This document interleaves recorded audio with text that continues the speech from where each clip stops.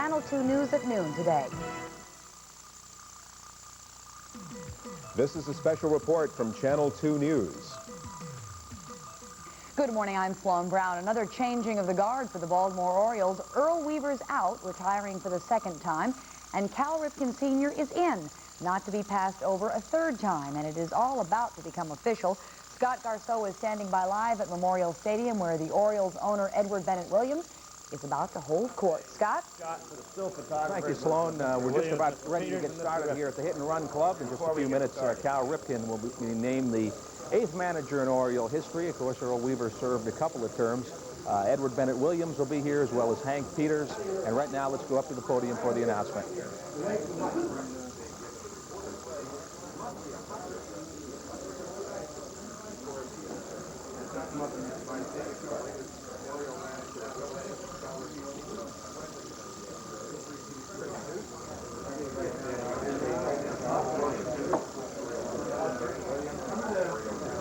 Apparently right now we're having a photo opportunity for the still photographers as the Oriole owner, Cal Ripken Sr. and Hank Peters pose up on the podium.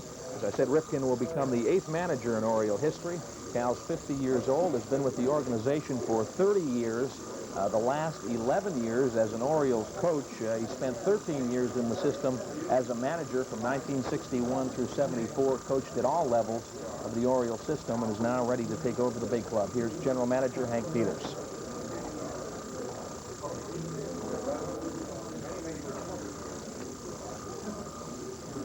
All right, ladies and gentlemen, we'll get underway. I want you fellas guessed right. And we're here today to announce that Cal Ripken will be the new manager of the Orioles. I guess simply stated, we'd say he signed a one-year contract, and we have no further comment concerning the terms of the contract. First, you have a printed release that will tell you a lot of things about Cal. It will tell you that he's been in the Oriole organization for 30 years, tell you where he's been in the organization, what he's done, tell you where he was born, his family. And I think these are all reflections of the things that he's done in his lifetime, but it doesn't really tell you what kind of man he is. And I want it understood that we're hiring Cal Ripken, the man. He's being hired as manager of the Orioles not because he's worked for this organization for 30 years, and not because he's been a loyal and dedicated employee. Now, don't misunderstand that, because those things haven't hurt. As a matter of fact, we're very proud that he's been with this organization for so many years, and that he's done so many things and done them so well for us. But he's being hired mainly because we think he is the best qualified man for this job. I don't need to tell you that the 1986 season has been the most disappointing one for this club and this organization, and we think that Cal is a man who can do a lot to get this thing turned around and going back in the right direction. He's being hired for these qualities. Most of you in the room who have followed the Orioles know Cal because he's been around here for so long. But we know that he brings to this job a thorough knowledge of the game of baseball, a thorough knowledge of Oriole players, an enthusiasm and a dedication, and a willing to work and be patient with these players that we think it's going to require in order to get us back on the right track. So now I'm going to turn it over to Cal, because this is his show. Cal?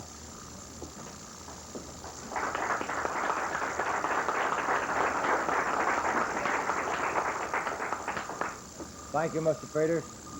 Mr. Williams, Mr. Peters, I certainly thank you for your confidence in me.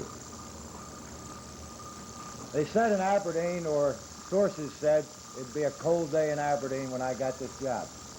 And damn, it was cold this morning. I am very happy.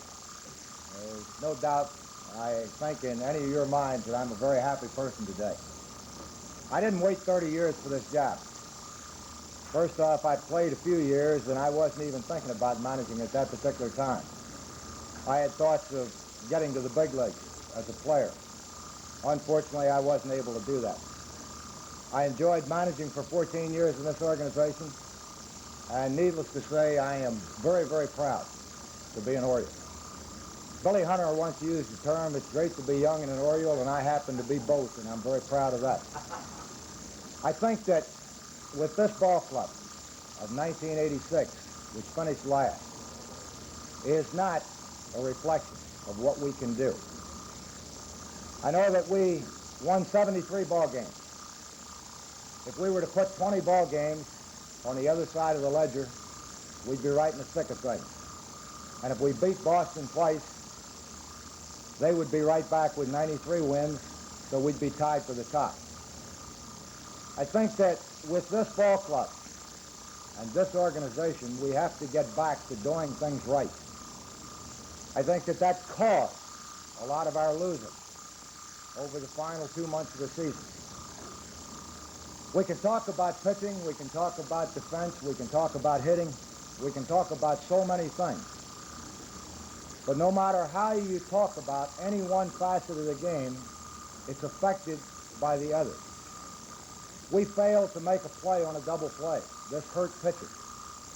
So if we go back and we do things right, we do the little things, and I know that as a manager, that was one of my pet peeves. If we do all the little things, we never have one big thing to worry about. This is my goal right at the moment. I know that we need to strengthen some positions, whether that comes from trades or within, or with even people that we have. That's going to make us a better ball club. These things will all take place over the course of the winter. I know that we talk about trades, we talk about improvements, and we can't answer these things until we get a ball club into spring training next year.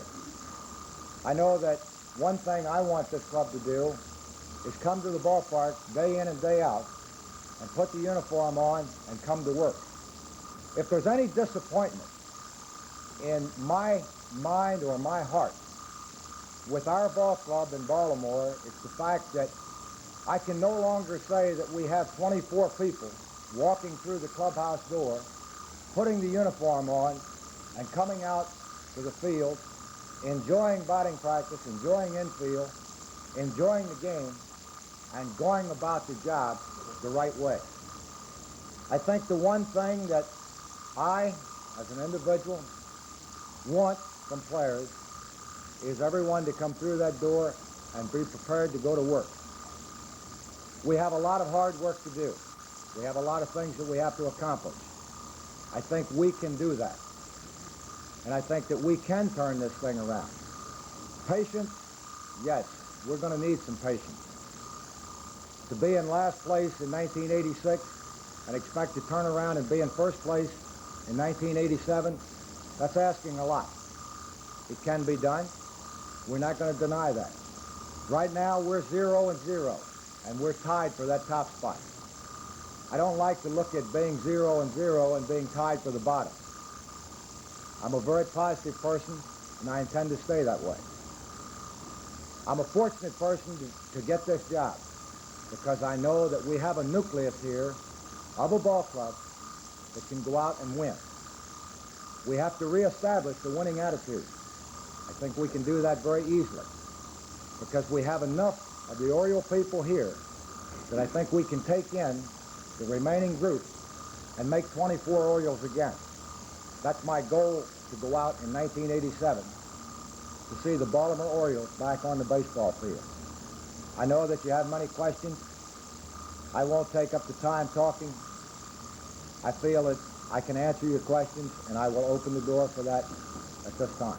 Some of the people are not putting out there, are you going to recommend that they be traded off or got rid of? The question, those players you don't think we're putting out, are you going to recommend that they be traded or let go? Well, I think that everybody on the ball club, number one, put out. To the degree that they were able to do that may be the answer to that. At this particular time, I'm sure that with the evaluation of the ball club, there's going to be certain moves that will have to be made. To pick out any particular people, it's impossible to do that. As I say, I think that everyone put out. It's just the fact that when you get to a situation such as we were in and started losing, I think that this is reflected to everyone. And you get to a point sometimes, this particular ball club was never used to losing. And now all of a sudden, they had to learn how to cope with losing. They weren't able to do that. I know that in my own behalf, I feel that I've had too many lessons in losing this year, and I don't need to know anything more about losing. I would prefer to have more knowledge about the winning end.